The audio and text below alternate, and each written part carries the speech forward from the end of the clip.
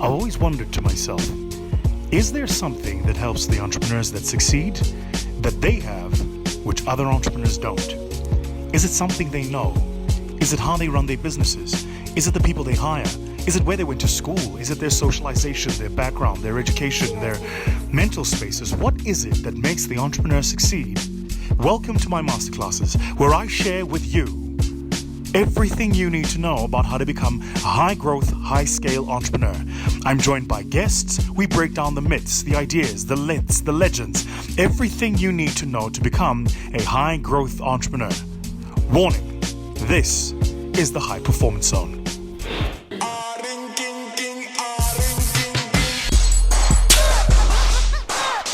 Good morning, Mausa. Eta? Mausa, I just wanted to ask something. I'm into the student accommodation business. Yes, sir. So I want to get into events management. Yes. So the reason why I want to do that is because in terms of the issues that we outlined of barriers into the business itself. Because currently, if you buy, let's say for example, I want to buy a house in the stars and I want to get into street accommodation, the stuff comes with all these bylaws and what. But you find the situation where like one of those bigger corporates, they will be able to buy a space and then you get big, massive constructive building.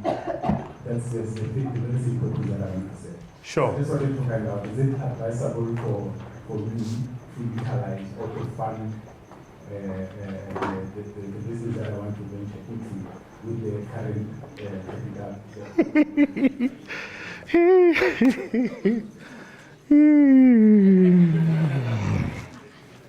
What's your name, sir? Zama. Zama, how old are you? I'm 33 years old. 33. 1986? 80s babies. Best babies in the world, man. True story, true story. Before Pampas.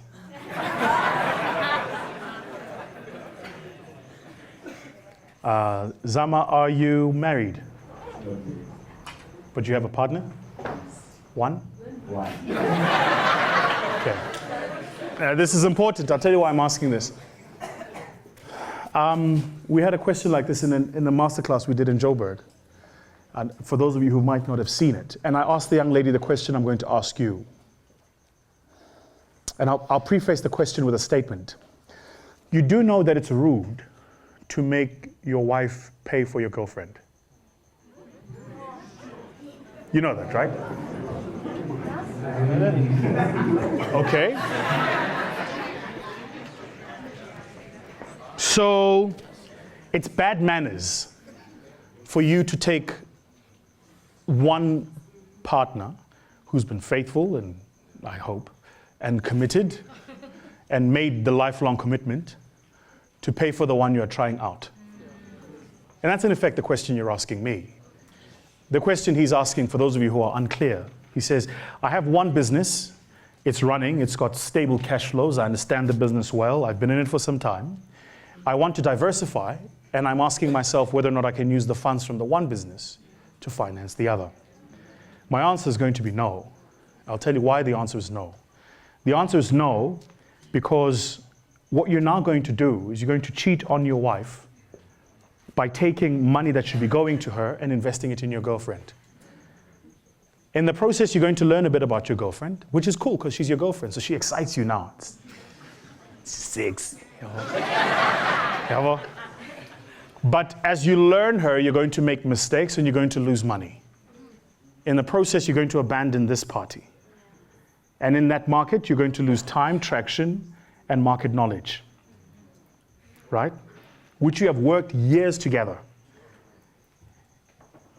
The girlfriend is likely to leave you. It'll fail. And when it does, this one will have felt abandoned and she'll leave you too. That's just usually how it works. Okay.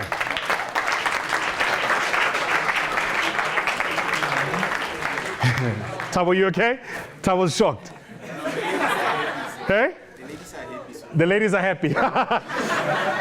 And it, by the way, translates both ways. I'm using an analogy, but I wonder if you'll allow me, guys, maybe 7 minutes of latitude. Let's dig into the economics of what Thabo just asked. Is that okay? Thabo, your current business, how much revenue did you make last year? It was around almost 800K. Revenue, right? How much profit did you make? Before tax, by the way. Expenses and testing, I think that's what around 20. Oh, so that is after tax? After you paid tax was 340? So I'm going to put it at about 450 before tax.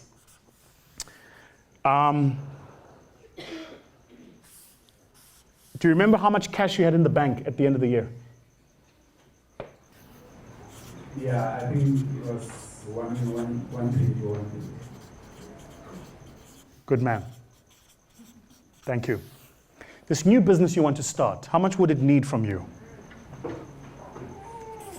With the current projections, I think it's 260. To be invested, right? Yes. And this 260 would buy you what? Mainly it's your couches. Yeah, I thought so. And then how much would it cost you a month to run it? I think logistically I was paying around 12,000. And it'll take you 24 months to get it cash neutral, which means money in, money out, 0 left. Okay? 12 times 12 is 144. 144 by 2 is 288. So you're looking at an OPEX of 288. Thabo. Zama. Who's Thabo? Which means you're going to need 8, 4, 5. 548,000 Rand up front to finance your girlfriend. And your wife only has 120 available. So what you're going to do is you're going to run your wife for the next 12 months and generate another 120, say, which puts you at 240. Then you're going to have a very interesting problem. Halfway through the year, you're going to completely burn these resources. Completely. It'll be halfway through a year, which means you wouldn't have reached 24 months yet. So this business will still be cash negative, not cash neutral. This one will be burnt, spent, finished, pelile. You understand? And I want you to remember something. Natural laws of nature. Leave a market or leave a space, leave a gap in the market, somebody's going to fill it. Make sense? Any time, leave a space leave a gap in the market, someone's going to fill it. Do I need to expand on that, or we all got it? You've got it, right? Right. So, because you're going to be doing this and focusing your attention here, you're going to leave a gap here. And after 6 months to 12 months, I suspect somebody who is not as good as you now at doing this will catch up. And your customers aren't loyal, they're habitual. There's no such thing, guys, as customer loyalty. Customers are habitual. We buy from you from habit, not because we're loyal. You want loyalty, get a Labrador. So then what's going to happen is your customers will shift to whomever it is that's replaced you. This business won't be working. You will be biblically frustrated because this doesn't work and this is failing. But most importantly, and this is what I want you to remember, most importantly, you will lose your expertise here and you would not yet have gained a competitive advantage here. You will be, as my mother used to call it, between the 6s and the 7s. Gugude muva, gugude phambili.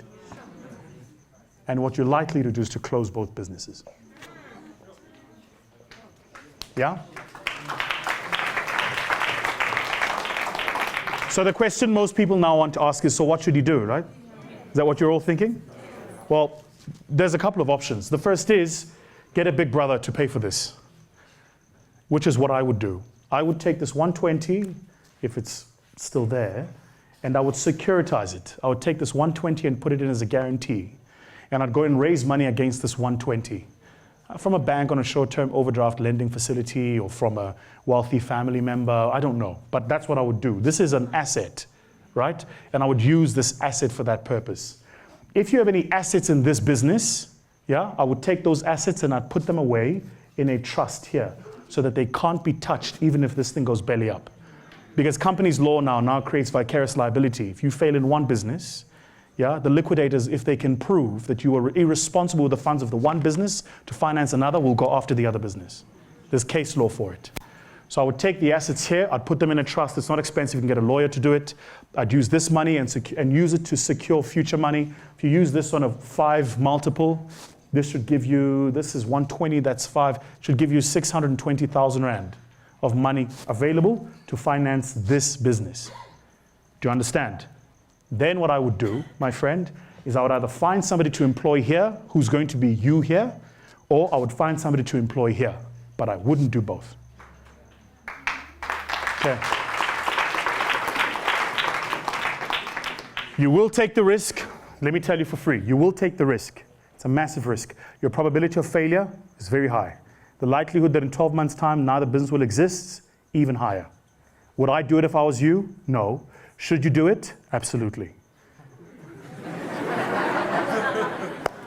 And why do I say should you do it? Because if you don't, you're going to spend the rest of your life wondering what could have come from this girlfriend. Okay. Last point I just want to make very quickly to you, Thabo. I'm done. From now on, your name is Thabo. Last point I want to make to you. Remember, what you're doing here is you're now going this way. Let me show you. You are now going this way. You're not going that way. In other words, you're at a retail part of one business. You're simply shifting to a retail part of another industry. You're not moving up the value chain. Yeah? So you're not building deeper expertise. You're not moving into higher specialization areas. You're not building higher margin businesses. You're simply diversifying by moving from owning a KFC franchise to a Nando's franchise. But you're still franchising. Okay. Guys, how are we doing? Still getting value? Yeah. We okay? Cool. Yes, I also run a student accommodation with a couple of guys, with 6 guys. And what we did because of the system, we always had to get a bank loan from the banks. So what we did, we divided the responsibilities. So there's 3 guys who actually... Wait. I missed. Say what you just said again in English. Also one of the guys running student accommodation. So it's actually 6 of us. And what we did, we actually divided responsibilities of actually getting a loan from the bank. So what we did, we took 3 guys to take the first loan because we get the big houses, especially in town, near the university, usually between 1.5 to 2.5. So what we did was slightly impossible for one to actually get a loan. Got you. So what we did, the first group got their own, and based on the year, we're going to buy another one. But now the question becomes, when do we stop buying from our own individual companies? How do we then get our own company? Great question. We've been running a student accommodation. Is it possible to get a new loan against the company that is running the student accommodation? Because what we're going to do is actually shift the responsibilities of running and managing the student accommodation to the company for it to manage it. But up until when do we get that? Which point is it that we can produce to bank that this is our 10 over a year, and we get a loan against it? Have you? Who's your bank? Don't answer. We're being sponsored by a bank. Don't answer. Have you approached your bank and had a conversation with them about that? No, not yet. Yeah, so the first thing I would do is say, go talk to your business banker and have the conversation with them very frankly. Tell them we want to get to a point of what we call bankability. When is our project bankable? Okay. The next question, and it's first a statement, then I'll ask you the question. For those of you who don't know, and here's why banks never fund ideas, or very seldom you'll write a business plan and they'll give you the money. Okay. Banks fund cash flows against assets. I'll say it again, a bit slower. Banks fund cash flows against assets. Okay, so here's how it works. You go to the bank and you say, bank, I need R1 million. The bank says, do you have R1 million in assets to guarantee the loan? If the answer is yes, the bank asks a second question. If the repayment period of the loan is 12 months or 10 months, say, and your monthly repayment is 110,000, ergo, at the end of 10 months, you would have paid 1.1 million, the bank has made 10% interest profit from it. Do you or can your business generate 110,000 Rand net of operating expenses and tax in free cash flows to pay back the loan? And if the answer is no, even if you have the assets to support the loan, they're going to say no. If you write projections that say you can get the cash flows, if you don't have the assets against which they can secure the loan, they will say no. I'm going to write it on the board so you guys remember this. Is that okay? Yeah. It's so important. That's why entrepreneurs get frustrated by banks. And you go, the bank is not funding me. Guys, banks are not in the business of funding entrepreneurs, unfortunately. That's not the way South African banks work. It's just not. Sure, no, let's get this down. You and I have enough time, don't worry. So there's a line, okay? Here's what I want you to remember. The banks will fund against the assets of your business, yeah? But they will fund for the cash flows you will generate. Guys, this is so important. And assets, they don't look at total, they look at net. So what they will say is your assets net of your liabilities. In effect, your owner's equity, the shareholder's value left in your business. How much is that? We need to spend time. Is it okay if we double click here? So important, because now my head is running, right? So they go, how much net assets do you have? Assets, total, minus all your liabilities. How much net assets do you have? Because against these net assets, there is a value, what we call an NAV, a net asset value. Yeah? This is what the banks looks at. And they go, he's asking for 10 million. But he only has 5 million in net assets. Which means if we gave him 10 million and it failed, and we took his business and sold his assets in what we call a fire sale, we would only get back, at best, 5 of our 10 million. And they say, no, we can't do it. Make sense? Yeah. Right. So what you want to do is you want to get to a position where you can create as much assets as possible. That's why what I say to you guys, 999 days, remember? And in that 999 days, you want to live as cheaply as possible, keep your costs as low as possible, spend as little of the business money as possible. If you can eat 1 meal a day and supplement it with water, that's what you do. If you can pay yourself as little as possible, that's what you do. Because in that first 999 days, in the timeline of your business, in that first 3 years, there's only one race, and that race is revenue growth, because revenue growth should equal profit growth. And profit growth creates asset growth. But that's if your profits are retained in the business. Rona, what we do is the minute you start making money, and the money starts coming in, then the bank phones you and says, what car do you drive? What do you drive? You see? Then the bank goes, you know, you've got a 1 Series. There's a new Range Rover. It's so nice, you know? And then they send you to Range Rover, and Range Rover, they don't even give you the price. They say, just take the key. Eh? And then some sales guy with the sharp shoe, you know the sharp shoe, the one, you know that shoe. And he gives you and he says, just take it for a spin. And now you can see yourself, oh, this is you now, oh. Well, you go around the block, you come back, you say, I'm taking it. But then what happens is your costs, your living costs go up. So you start taking more money out of the business. So then what happens? Even though there's revenue growth, there's no profit growth. No profit growth, no retained earnings. No retained earnings, no growth in assets. There's such a discipline here, guys. Just put your head down, live like just trust me. Live like a pauper. You know, I think the most incredible thing you can do from a discipline perspective is be rich but look poor. And then people look at you and go, hey, you're like, but you don't know, eh? You don't know. Yabo, you understand what I'm saying to you? This is really, really important. So the first thing I would say is just try and grow net assets. You've got one property at the moment. We have two major. Okay, and you finance them against your own personal balance sheets? Yes, against Yeah, your own personal lives, right? And your own personal incomes. That's fine. When you finance them, are they in your own names or are they in a business name? in our own name. In your own names. Okay, that's what I thought. Let's take a step back. So, are you employed? At the units. Right, and all 6 of you are employed? Great. Then all 6 of you, for the next 3 years, keep your jobs. I'll tell you why. Because your bank is financing you against your cash flows, and they know this because the university will never pay you late. So for the next 3 years, all 6 of you keep your jobs. And the pact against the 6 of you is, guys, when we make money, when bonuses are declared, when whatever, that money we're going to take and we're going to buy another property. Make sense? There's a huge risk, my friend, and you've got to manage it. 6 people is a lot of competing interests and a lot of competing destinies.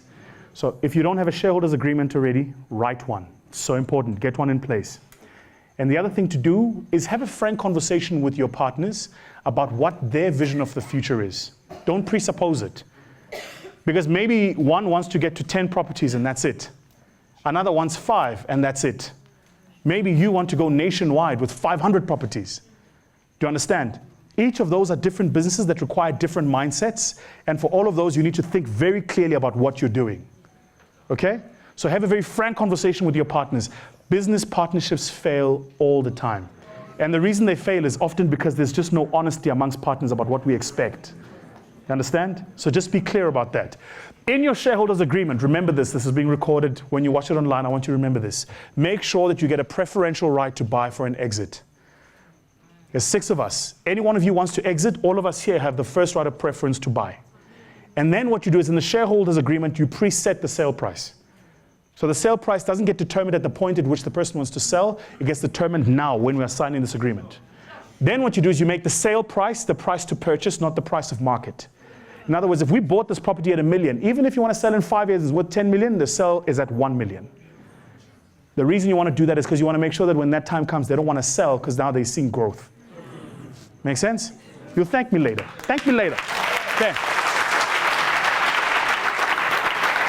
So, think through all of that stuff. But what you want to do for the next 3 years, your entire and single focus, keep my job, get my salary, reinvest as much money into the business as possible so that we can get more properties, so that the properties can get more revenues. From those revenues, more profits. From those profits, we can grow our shareholding, or we can grow our capital holding. And from the capital holding, we grow assets.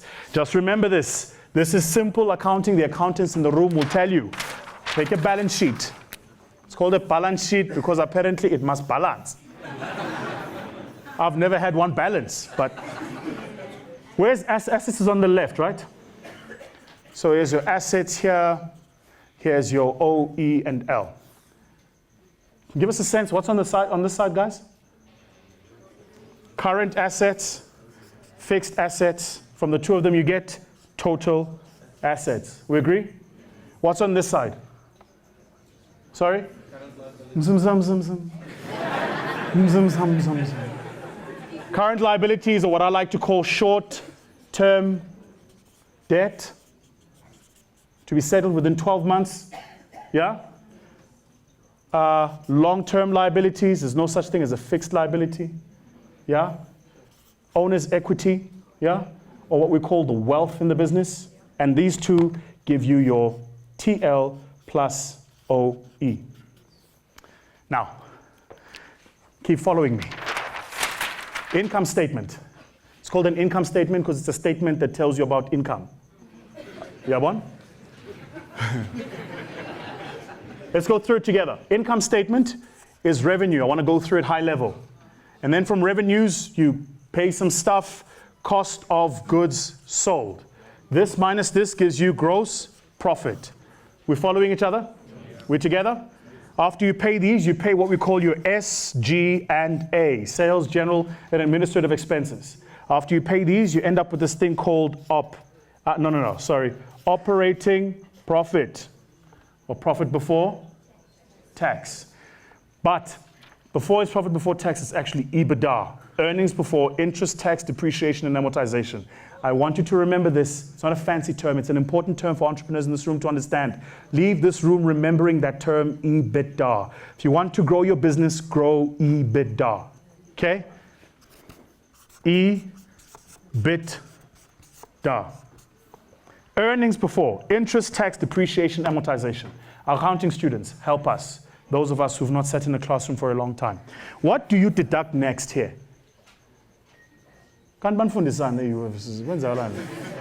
You deduct your depreciation and amortization. Would you agree? Would you agree? These are what we call non-cash items. Don't worry about it. Entrepreneurs, pumalap. It's for the accountants. That one. You deduct your depreciation and amortization. These are non-cash expenses, but you have to deduct them. You then end up with this thing called EBIT. What do you deduct next? Sorry? What? Guys, no such thing as a wrong answer. Just answer the question. What? Say it louder. Thank you. Interest and then tax. Watch this. You get to deduct your interest charge.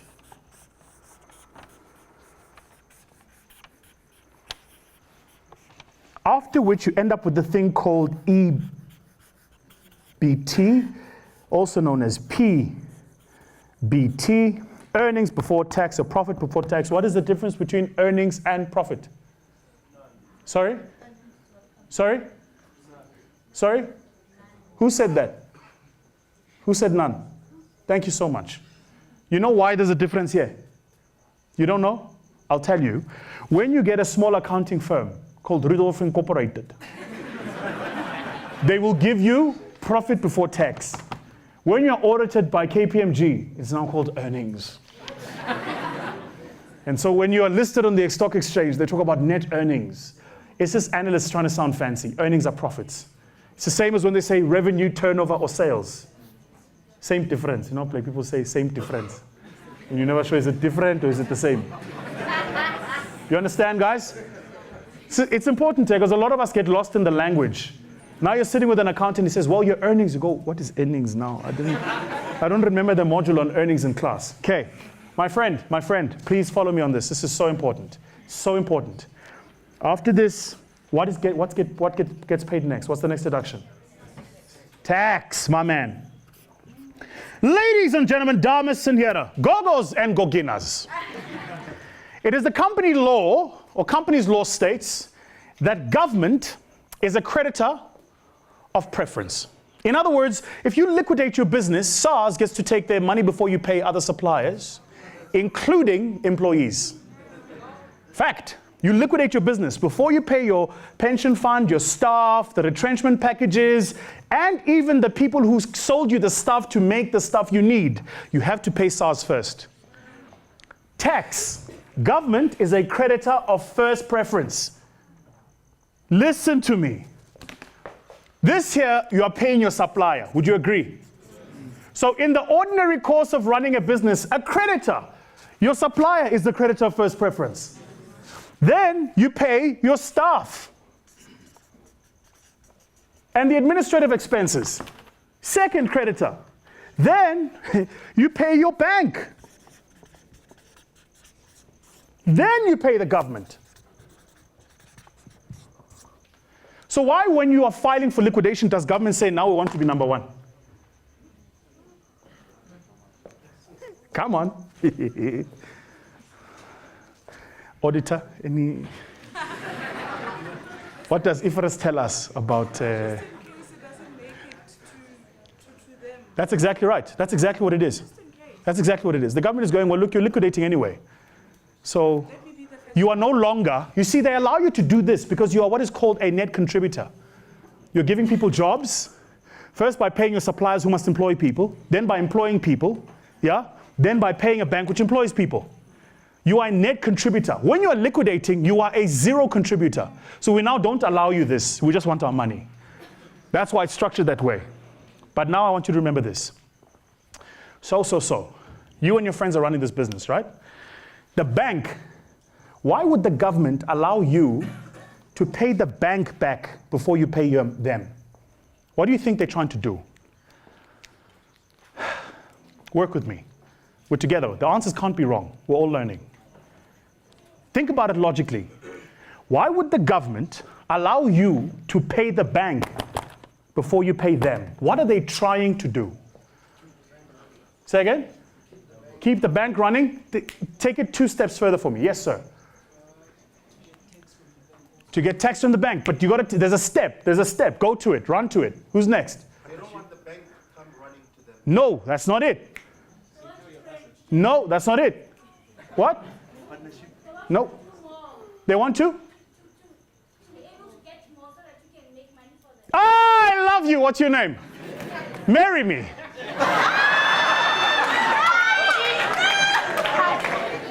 Call me up after this. You and me, girl. We.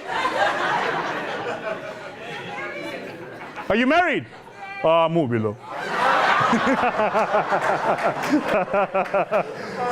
The government wants you to take more debt.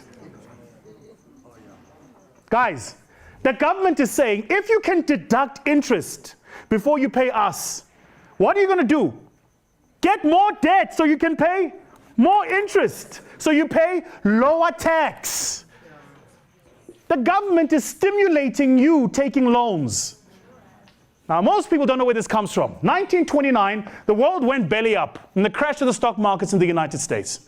And the only way they could save the economy of the United States is if they could get companies to get more debt, to open more factories, to employ more people, who would earn more wages, who would get more credit so that the economy would grow again. Because people who are employed and have credit buy goods. Companies make goods for consumers to buy. So if I get consumers to buy, I get companies to make goods. If I get companies to make goods, I get them to employ more consumers who buy more goods. You understand? It's a virtuous cycle. But how do I get companies to employ more people? Give them debt that is so cheap they can't say no. So what do they do in the United States? They lowered the effective interest rate to 0.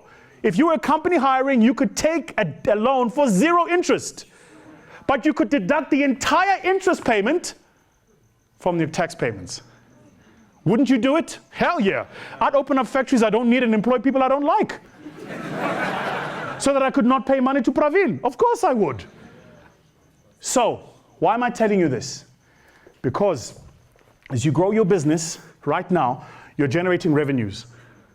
I'm telling you that the minute these revenues come in, go to the bank and get more debt and use that debt to buy more assets. Go to the bank, get more debt. Use that debt to buy more assets so that these assets can outgrow your liabilities. So that as your assets outgrow your liabilities, you use the bank's money to get more debt to buy more assets which outgrow your liabilities. You use the bank's money to buy more debt to get more assets that outgrow your liabilities. Do you understand it? But you have to do it, and the only way to do it, my friend, is if you do it for the long haul. And every time you get an interest payment, every single time you just take that money back and you put it in the cycle. Don't take it out, don't buy a fancy car, don't get another house. You just wear that same t-shirt. In 5 years, I must see you with that same t-shirt. Don't do it. You keep that money, you keep cycling it and recycling it here in your business over and over and over and over. What you should aim to do is to get to a line here of 0. Your line should be get to 0. Why? Because tax is to the state, and they only tax me corporate tax on profit. If profit is 0, what's tax? 0% of any number is 0.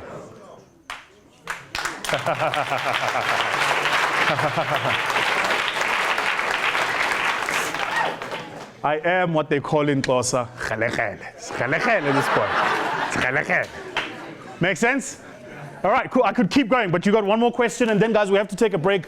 We're going to take a 20 or 30-minute break, leg stretch, go to the bathrooms, fix ourselves up. Afterwards, we want to come back. I want to do some presentations, see if you guys have learned anything. Then we have to close. Your last question. Yes, sir. Sure.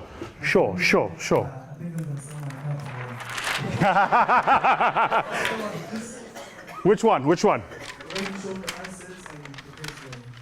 Oh, this one. How long do we wait to go back to the bank? Because obviously it's a 20-year bond. Yeah. Ah, very smart question. He's thinking, this guy is khalakal. All right, we need another graph. All right, so notoriously property investments, and this is why sometimes property investments go belly up when they say the market is what we call soft, okay? The market is soft. So, looks like this. So you went and bought a property that was listed at R1 million, say, for a period of 20 years, say, at an interest rate of 10%, say, which means your effective bond is 1.1 million. So your effective bond payment is here. But over 20 years, you pay in equal percentages relative to the interest rates attached to that bond a monthly premium, which means the reduction of your interest rate should be, all else equal, assuming the interest rate stays the same, a straight line, like so. However, you and I know this, what do properties do if there's a demand for them? They what? They go up. So right now, you bought a property at R1 million. I would presuppose your property is underwater because you bought it at the retail price and then added an interest rate charge. So you have to wait for the rate of your property value to grow beyond this level. That's what you have to do. But in that meantime, you must keep paying back your monthly payments. I get it. So here's what's going to happen sooner or later. The property value is going to increase because you bought here. But the property value should do something like that. Assuming demand exceeds supply. Right?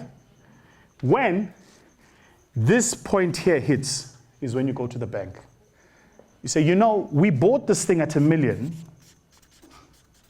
Your exposure as the bank, because you gave us 10% as an interest charge, is 1.1 million.